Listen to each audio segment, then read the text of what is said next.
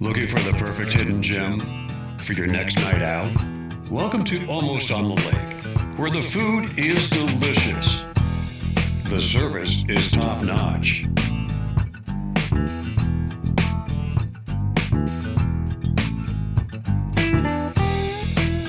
And the atmosphere feels like home. Family-owned and locally loved. Come see why everyone is talking about Almost on the Lake. Nestled in the heart of historic downtown Wilkesboro, the 1915 offers a wedding experience like no other. Once a federal courthouse and post office, the 1915 combines rich history with timeless charm. From intimate gatherings to full-day rentals, we provide the perfect backdrop for your most cherished moments. With indoor and outdoor options, bridal and groom suites, every detail is crafted just for you. Make your wedding unforgettable at the 1915, Wilkesboro's historic wedding venue, where your story begins.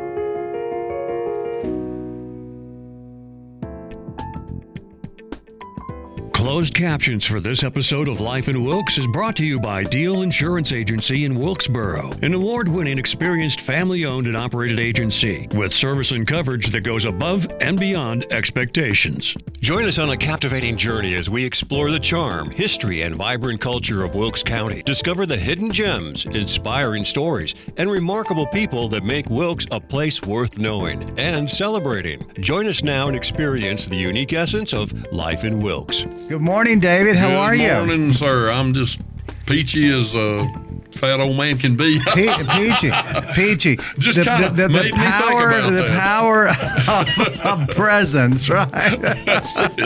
Armit TV Paul brought these oranges. And these I know. Armity used to be a student of mine. And these are Armit TV Paul was a student of yours? Yes. He took some lessons, and I'm trying to remember it was on guitar or banjo or both. Okay. Back in the 70s. All right. Well, you'll get to take a few of these with you. Oh, man. These came from his orchard. Well, thanks to you and him both. Every year we get together and do the peach and apple report, and from the Brushy Mountains. Yeah. And this year's a good year. They did have a few things going on that was rough with a hailstorm, but hey, there's going to be plenty. Right.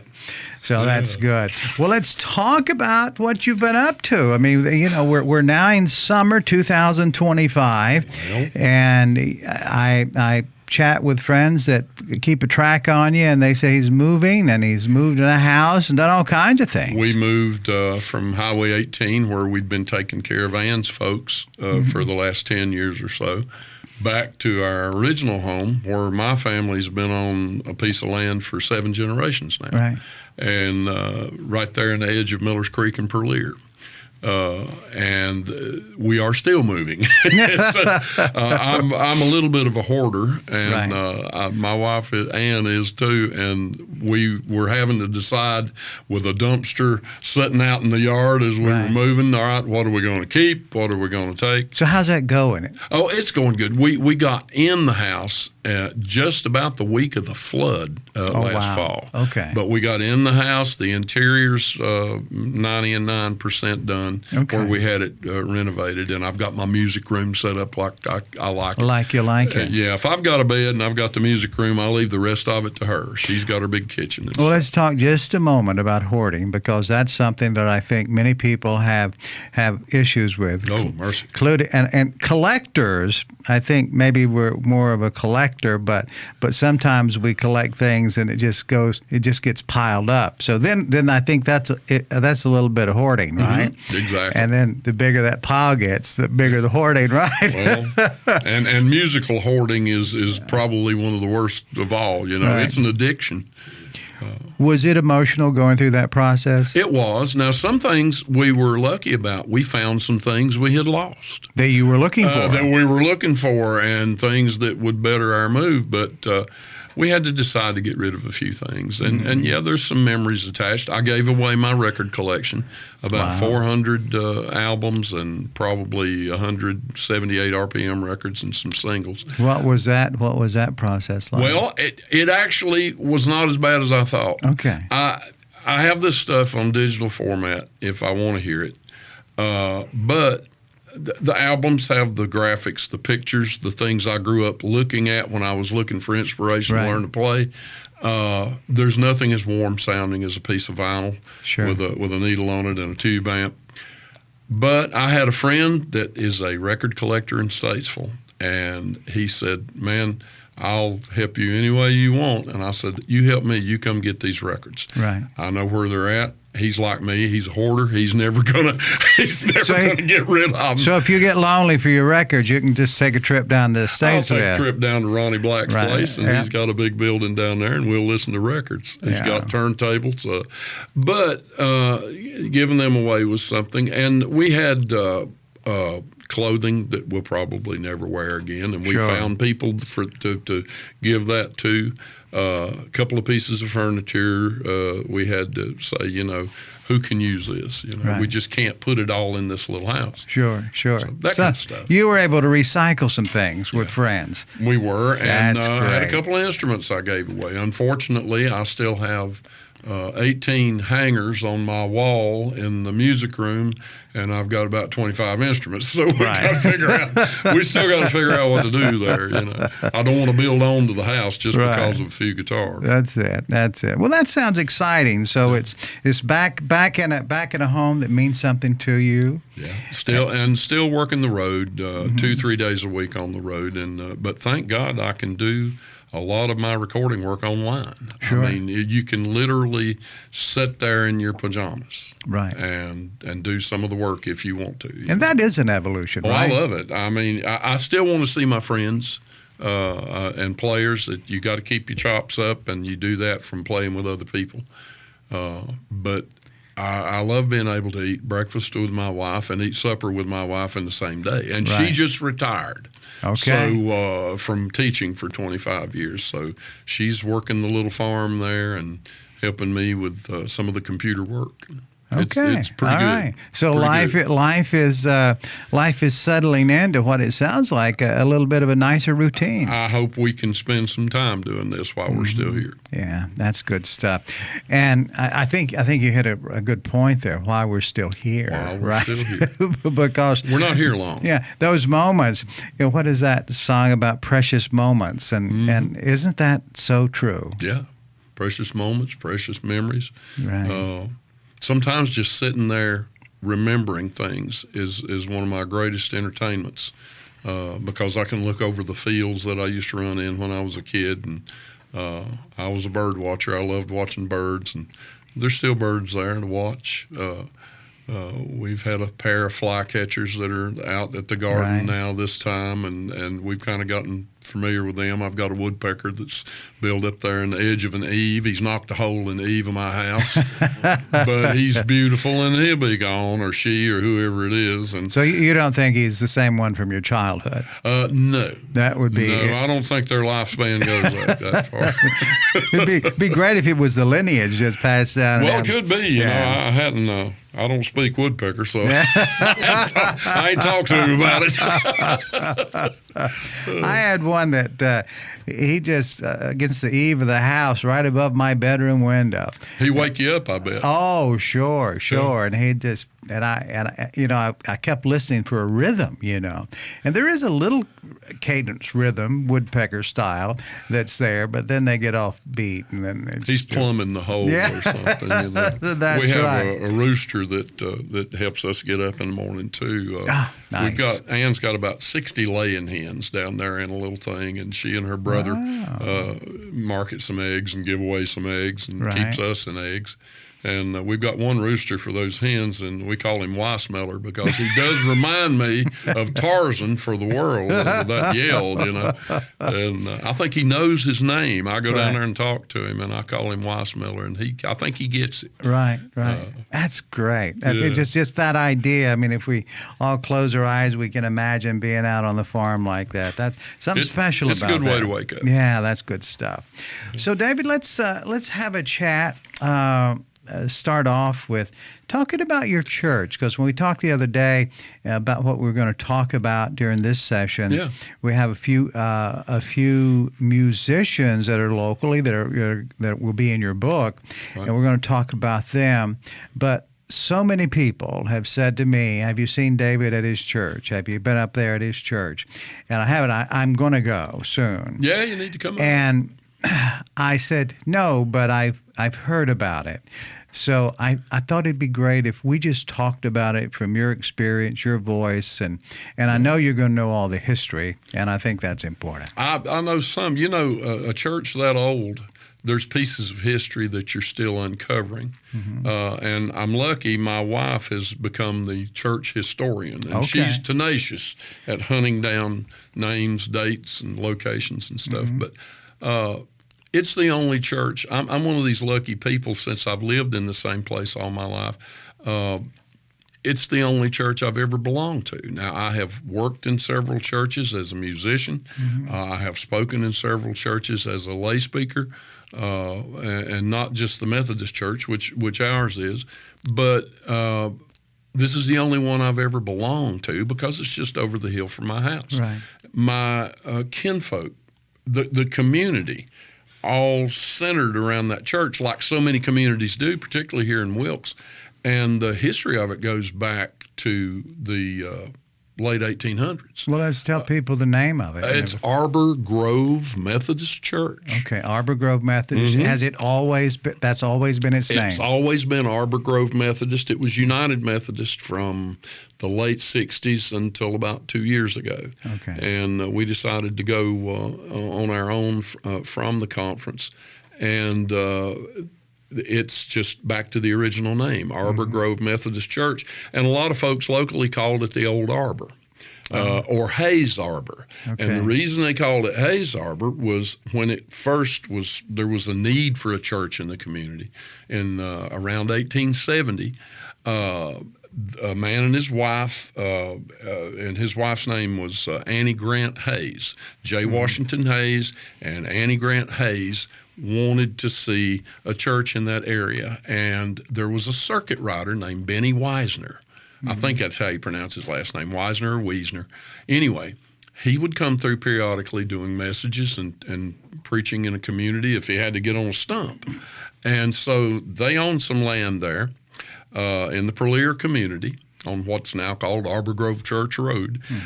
And the three of them built, with some help, built a brush arbor. And it was just 4 poles and some brush over the top of it. And they eventually got some folks to do some split log benches. Right. And it became a meeting place. Well, and this was 1800s? 1870. 1870. 1870 is the date, the archive date they call it. It probably started a little before then, but by 1870 it was an established brush arbor. It was rebuilt later as a bigger arbor as it grew. And finally, in 1884, there was a log church built there, an actual building, pretty much as near as we can tell from some sketches, which I'll share with you. It was just a log building, a small log building with a steeple on top of it. And then in 1904, it had grown to the point that they wanted something more substantial. And, there's a certain keeping up with the Joneses that happens with churches. One church gets something, another church wants it, and that's okay. It grows the word, it grows the congregation, and that's okay. So in 1904, they built a frame church, the classic white church on the hill, and this thing is on a hill. Right. And so it was pretty, and that's the church I remember going to in the 50s when I was first growing up. I was So 4 or when 5 you were years old. so when you were a young man, you went to that church The one built in 1904. in 1904. It's right off the side of the road there. And that church served until the late 50s, and they did a brick church. And I remember them building the brick church. We would go out, and all the people in the congregation were working on this thing. And they finished it sometime around 1959 or 1960. That's the church that sits there now. And then in 2009, we wanted a fellowship hall. We had so many events that we were doing. We were outgrowing the fellowship hall in the basement of the church. And in 2009, we got together, and by the good graces of many people that donated time and money, some conference money came into it, we managed to do a sizable fellowship hall. And that's where we have our musical events now. Okay. All right. So that's the gathering place. That's the gathering place. Now, I will say this, not bragging on my family, as most churches are, there were really 3 or 4 basic families this church was built around. Of course, one of them was the Hayes family, and the Hayes family was huge in Wilkes County, had little fingers running out everywhere. And so the Hayeses were represented there. The Nichols family was heavily represented there. And the Eller families, those were 3 big families there. And my family, the Johnsons, were part of that process, but it was mostly the Hayeses that got it started. But our Pierce family came out of this group of families, and my great-great-grandfather was the first trustee at that church, and he was also one of the first pastors. And this would have been pre-1900. Wow. And his name was John Enos Pierce. My great-grandfather, his son, Ambrose, was a trustee there and also spoke there quite a bit. He was a lay speaker. So we have a relationship with the church. So your family has been there and been involved from the beginning. Mm-hmm. Exactly. Wow. I used to walk to this church every now and then with my great Aunt Mary, who was born in 1898. She was in good health, and when I was 5 or 6 years old, she said, "You want to walk to church, Dave?" Yeah. So it's less than half a mile from the house. So we'd walk over the hill out to the church. Was that a special time for you? It was a wonderful time. The first sunrise service I ever remember, she walked me to, and we were walking in the dark. And I thought that was just amazing that we were up that time of morning. Right. And the sunrise service took place in the cemetery. But those are great times. My folks all sang. They were musical. My grandfather sang bass. He sang in the choir. My dad sang in the choir some, and it was just a great time of fellowship. There are still records existing, a handful of them, and we're trying to resurrect them, of the choir there in the 40s. So you'd have the names of the choir members? And we have a few of them, and we have the choir director, which was a direct descendant of the Eller family there.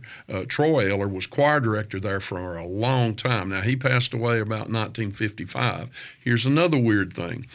His great-granddaughter, I think I've got this right, is Sandra Bell. Sandra is our choir director now and has been since she was 16 years old. Look at that. So it's... family tradition. Yeah, that part's kind of neat. And the musical thread runs through that church. Right. So music is a big part of the it's a huge community part there. of it, and it was part of what attracted our current pastor there over 10 years ago. Mm-hmm. She asked to be appointed there. Okay. Methodist pastors get rooted up and moved every few years, and it's just part of the lifestyle. And we've had musicians before. We had one that came, Dan Bannon came with a fiddle. He was a violin player, and so we had some time with him. But he was a pastor. He was a pastor. Okay. Back in the 80s, I think, late 80s, late 80s, early 90s. And Dan spent some time there. But our current pastor, Reverend Dr. Susan Pillsbury Taylor, I'll get all the name right. We call her Pastor Susie. Right. She's been there for nearly 11 years. She came from the New York area down into western North Carolina when she was appointed here, and wound up, she'd heard about us, and she said, I wouldn't mind going there. And I think she appealed to the conference, and they agreed to it. And she came armed with a guitar. She was a folk singer in an earlier life. Look at that. And she came with a guitar, wonderful voice, armed with the gospel, and she's been a fit ever since. Oh, how great. Yeah. You know, one of the things that when we talk about churches, because there are many, many churches in Wilkes County and the Carolinas, and it means an awful lot to people, their church. You can't tell by a title, but you could tell by what the church family experience is like. Is that a good word? A good, kind of an umbrella that would kind of cover what that experience is like for people if they were looking for a church to attend, right? It becomes, if it's what it should be, it becomes an extended family. Mm-hmm. And some folks are lucky and blessed to have a wonderful family that loves them, and they're going to bring that to a church environment. Right. They're going to treat other people that way. Some folks are lonely. Some folks are looking for some kind of fulfillment. That's the hole in your life that's only filled by the Lord. And so they come, and sometimes it's unexpected for them what they experience in a place like this. And a lot of the churches in our area in particular are still of the old Southern hospitality type. And come on in, honey, let me feed you something. What did Jesus do when he was on doing the Sermon on the Mount and things like that? He fed people. He fed people physically, and then he fed them spiritually. And so this is part of it. My dad lost my mother. I never thought he would outlive her. And he lost her, and he lived by himself, would have nothing to do with anything other than living by himself, but he was still outgoing in the community for 7 years until he passed away. The church became his family. He had 2 jobs. He mowed 3 yards every week. Took him all week to do it. He had emphysema. He didn't want anybody messing with him or his mower. That was his thing that he did. And he went to church, and he was there every time the doors were open. He would help whatever he could, and was generally just fixture there. And so that was his family. That was his family, and that's the way the church was originally in the New Testament. Everybody got together, they shared their food, they shared their housing, they shared their problems, and they shared their faith. That was what a church was. And then that presence in the community, what can this do for the community at large? If there's a storm, if there's an unfortunate loss in somebody's family, people come. James Gregory used to make the joke all the time. He said he'd hear somebody talking to his mom, and she said, they passed away? Well, I'll tell you what, you bake a ham, and I'll get some beans, and we'll get over there. I mean, and literally a joke that it is, that's the reality of a hospitable church. Look at what happened in the mountains last year during the flood. Everybody just... The first people on the block were sending truckloads of help, and it was usually backed by churches. Some of them small, some of them big. They beat FEMA and everybody else to the draw, getting food, water, help. That's what neighbors do, right? That's what they do. That's what, and that's what the Christian community does or should be doing. Right. So when you look at this place that's a lot more than a place, but something that's you've been involved with all of your life on earth, and your parents and grandparents. So it's got this multi-generational experience. So when you're talking to people, when you travel around, I mean, obviously you talk about music, you talk about all sorts of things. Does your church ever pop up in that conversation? A lot. One reason is because 80% of my recording work is in some form of gospel music. There's more of that cut in Western North Carolina. There's more recording sessions taking place with that subject material, and have been since the 60s or so, when regional recording really sprang up here. So you're already with a gospel crowd, and the dinner conversations or the conversations on break, or even the subject material of a song you're recording, is going to breed conversation about your faith, and that invariably leads to something about the church, or your church, their church, right. An imaginary church somewhere. I can imagine this going on.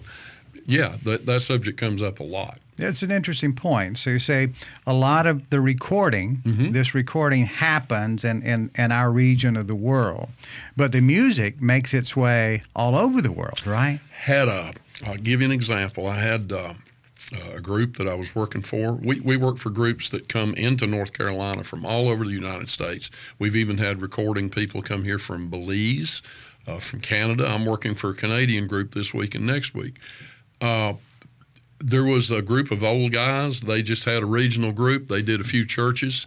They were retired men. There was a quartet out. I want to say they were from Greensboro. This is about 20, 25 years ago. And they got a letter. They would have put out, back in the cassette days, they would put out a little cassette tape every year. They probably never got more than 50 miles from home.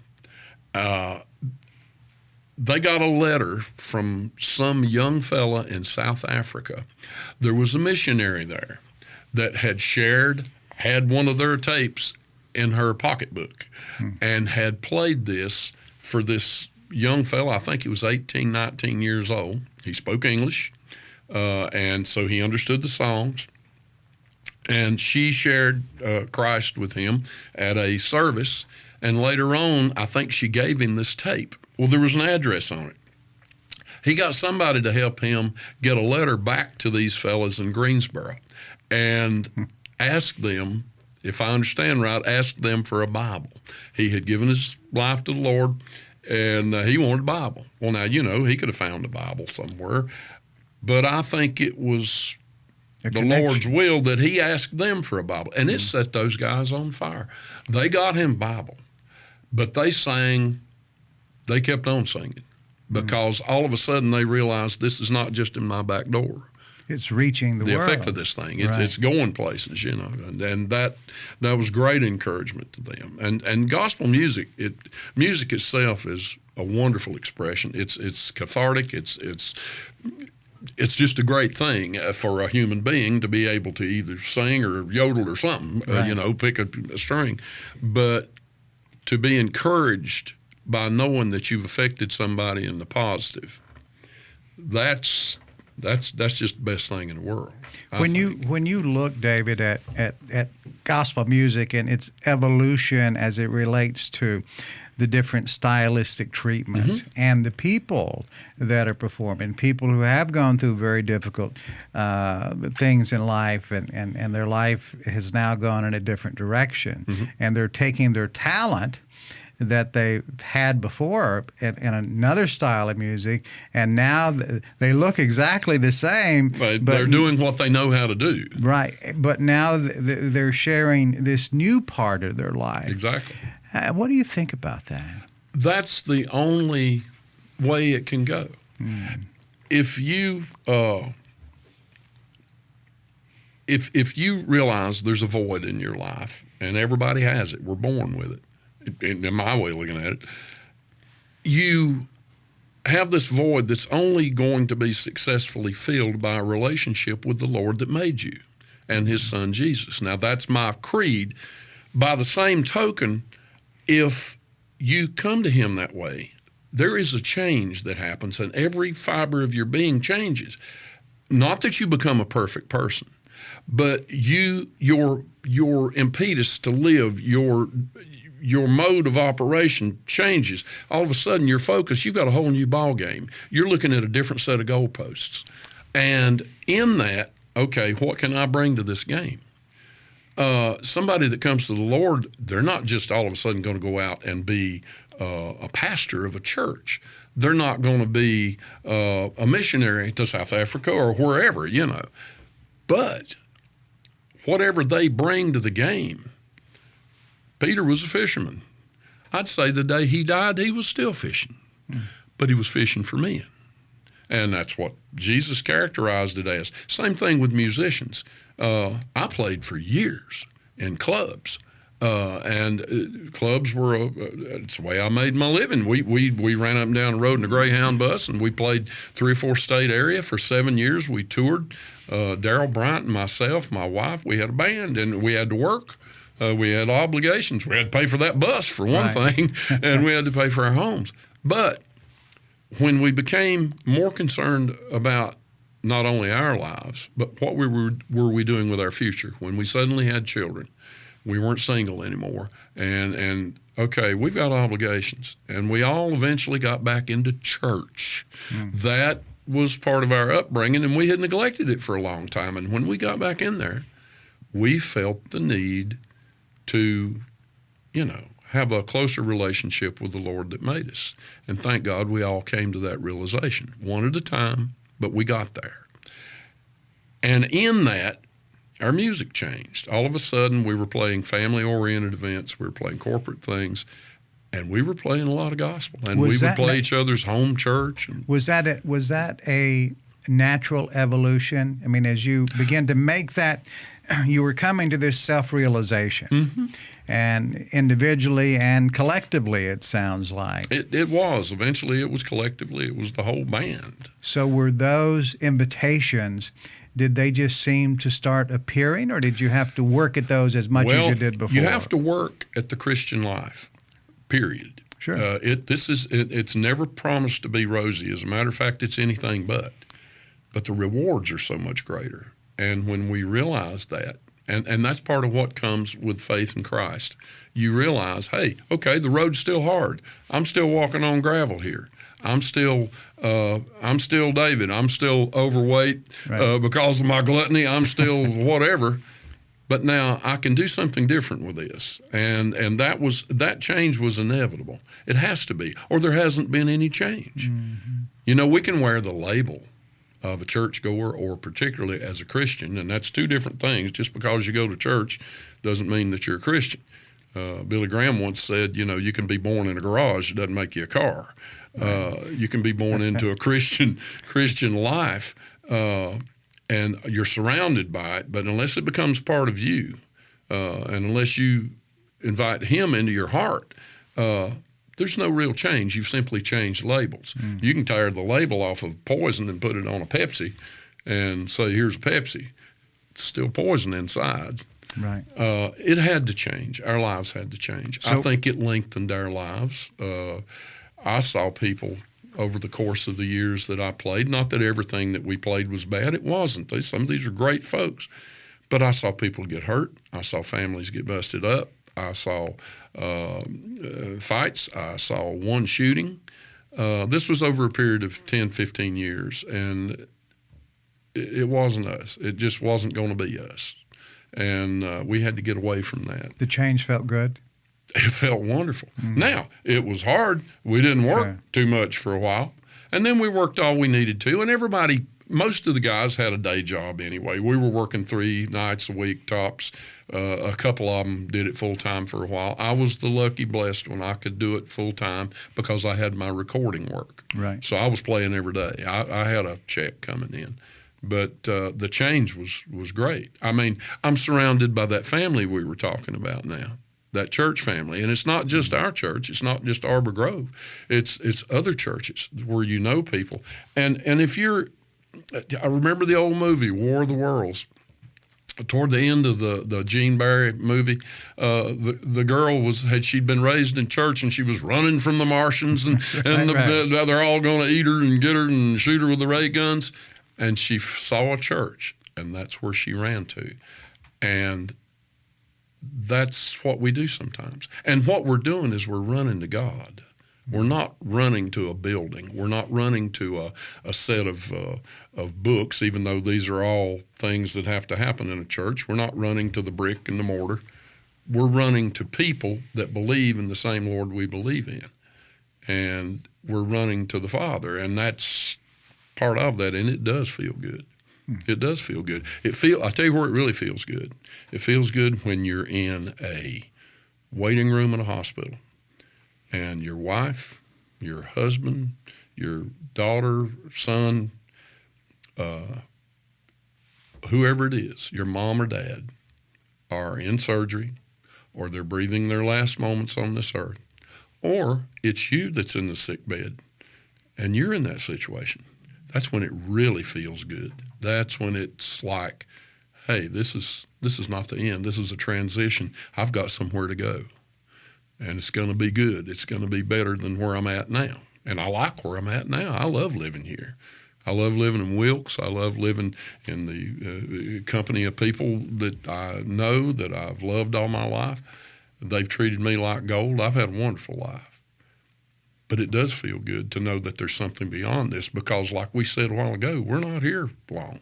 It's really short, isn't it? It is short in the grand scheme of things. I mean, we sat here and you've talked about, what, 3 generations, 4 generations back, Yeah. the brush arbor, It just goes by like that. real quick, isn't it?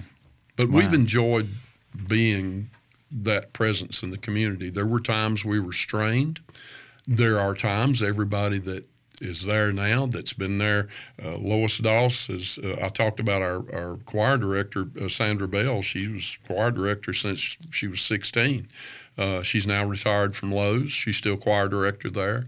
Lois Doss has played piano there since I can remember. She's the only piano player I can remember. She's a little older than me. And we talk about it every now and then. We've had our doubts. I left there. I left church totally for 8 years. I said, this is a fairy tale. I don't get this. And the Lord pulled me over on the side of the road in a rainstorm one night when I was in my 40s and taught me different. And that's when I came to him. And so this is a ongoing thing. And all these generations that this has passed through, each one of those contributed their successes and their failures, because we're all failures without the Lord. They contributed to the presence of this thing, and I thank God it's still there. So that's the continuity of this church over all these years. It is. It is. The Lord let the people live their lives there, and they struggled to do so. It came through the world wars.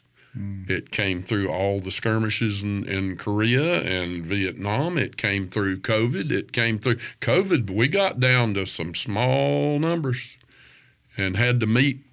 We didn't meet for a few weeks, but then we spread out on the lawn and set up a little PA on the porch back there, and we sat in our cars for a while and listened to the preacher, and she preached from the porch. So we didn't have to be close to each other, but we came through that.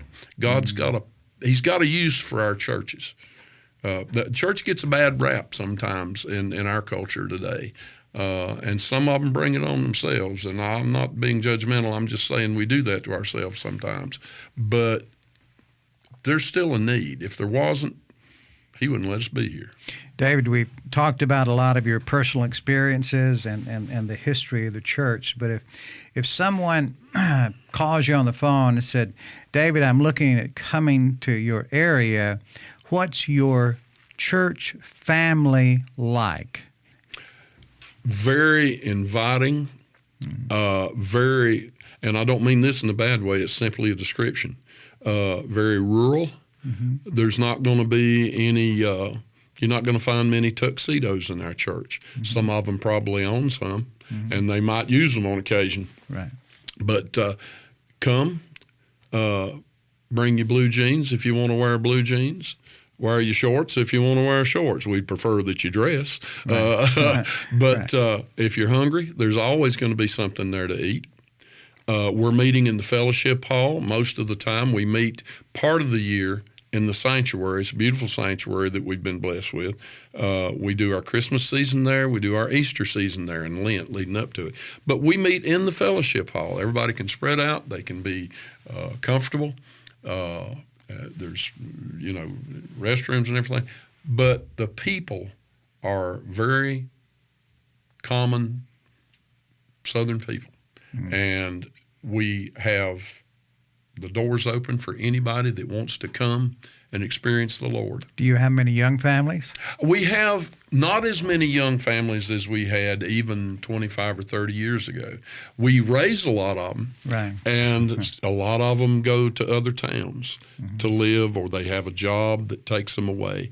And we don't have as many young people as we'd like to have. I will say this: we've got a couple of families that are pretty prolific, and I've got one buddy. He's I think they're raising their own tribe. Right. He's got just a tremendous amount of young folks. If they all show up at the same time, we've got a sack full of young people. Right. Kelly Johnson, bless his heart, I love old Kelly, and he's got a great big family. And they remind me of, they're almost throwbacks to the 1800s, when the more kids you have, the more farm work you could do. Right. Right. He's got a bunch of them, grand youngins. I told him, I said, you're going to have to get another job just to deal with Christmas. Right, right. Well, that's great. So it describes a church family that's steeped in history, steeped in love and talent. You've got a lot of gifted people with music. We're lucky. and We caring. have a lot of musicians, a lot of singers. But, I wouldn't begin to purport that we're perfect people. We are sinners like every other person born into the world. We've just working on finding a way to deal with ours, and we have to let the Lord do that. Are you glad you pulled over to the side of the road? I have never been more glad of anything else in my life. I'm a very analytical person. I had looked at it from every angle. How can I make an end run about this? Because I just don't quite get this. I just don't quite see this congruence in Scripture. I'll tell you the first thing that happened to me after that. I didn't go home and just become this beam of light, I'm saved, folks, Scripture opened up to me, and doors started opening up to me. And I was already, I was living the life of a faker because I was teaching Sunday school. I could teach the historical aspect of it, but the history of it is only important if you believe it.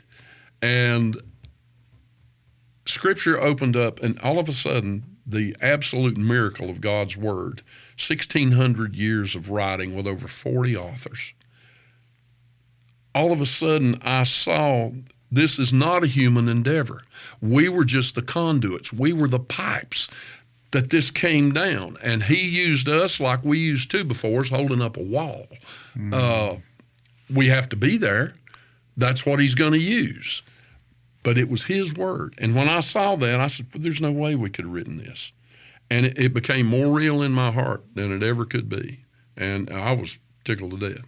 I'm going to be out of here before long. I know it. I mean, we're promised, at the average, Scripture says 70. Well, that's 70 as near as I can tell it. I've done past that. I have friends around me that are sick. I have a lot of friends. Some of them may outlive me, but I see a lot of my people that's sick. I'm not in the best of health, and I know it. Done most of it to myself. But I've got somewhere to go. I've got somebody to hold my hand during the transition, and I believe it.